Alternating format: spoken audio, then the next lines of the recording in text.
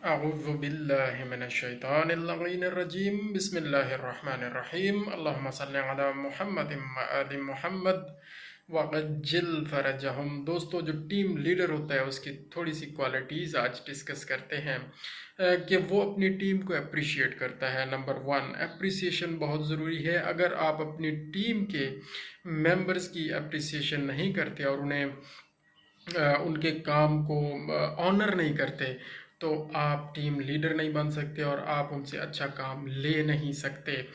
تو سب سے پہلے تو انہیں کام آنا چاہیے۔ اگر ان کو کام نہیں آتا تو ٹیم لیڈر کا فرض ہے کہ انہیں کام سکھائے اور اپنی لیڈرشپ سے ان کا کام سیدھا کر دے اور پھر ان سے کام لے اور پھر ان کو اپریشیٹ کرے۔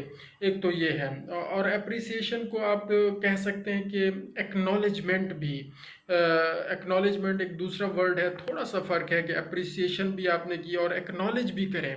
صرف سپرفیشلی اس کی تعریف کر دی آپ نے اپنے ٹیم ممبر کی اور اس کے کام کی، اور آپ نے اس کو پورے طریقے سے ایکنالج نہیں کیا، یعنی ایڈمٹ نہیں کیا، اور اس کام کو پورے طریقے سے آپ نے ایکسیپٹ نہیں کیا، تو پھر بھی کمی رہ جائے گی اور آگے سلسلہ نہیں بڑھے گا، کام وہیں ٹھپ ہو جائے گا، رک جائے گا اور گرو نہیں کرے گا۔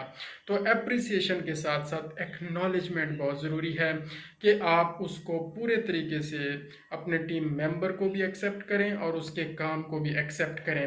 اور پھر تیسرے نمبر پر آتا ہے کہ آپ اس کی کوچنگ کریں، کہ آپ اسے بتائیں کہ فلاں جگہ پہ یہ آپ اس کو اس طرح اگر کرتے تو اس میں زیادہ بہترین رزلٹ آتے، لیکن یہ اس طرح غیر محسوس طریقے سے ہونا چاہیے کہ جو ٹیم ممبر ہے وہ ڈس آنر فیل نہ کرے۔ اور اپریسیشن کے ساتھ ساتھ ایکنالجمنٹ کے ساتھ ساتھ آپ جب اسے پوائنٹ آؤٹ لائٹلی کریں گے اور اسے بتا دیں گے اپنے کام کے ذریعے، خود کر کے بتا دیں، تو اس کے زیادہ بہتر رزلٹ آئیں گے۔ تو کوچنگ بہت ضروری ہے۔ اور دوستو، اس کے علاوہ آپ اپنے ٹیم ممبرز کو اپنے ساتھ چھوٹی چھوٹی خوشیوں میں بھی شریک کریں، کچھ چھوٹے سے مطلب فیڈ بیک دیں ان کو بصورت۔ ایک تو فیڈ بیک ہوتا ہے کام کے حوالے سے، آپ نے اس کو فیڈ بیک دینا ہے جو کہ کوچنگ میں آ جاتا ہے، کہ آپ نے اس کی کوچنگ کر دی اور اس کی اصلاح کر دی اور اس کو مزید امپروو کر دیا۔ یہ فیڈ بیک بھی یہیں سے ہو گیا، اس کو پتہ چل گیا کہ میں کہاں پہ کھڑا ہوں اور مجھے آگے کہاں تک جانا ہے۔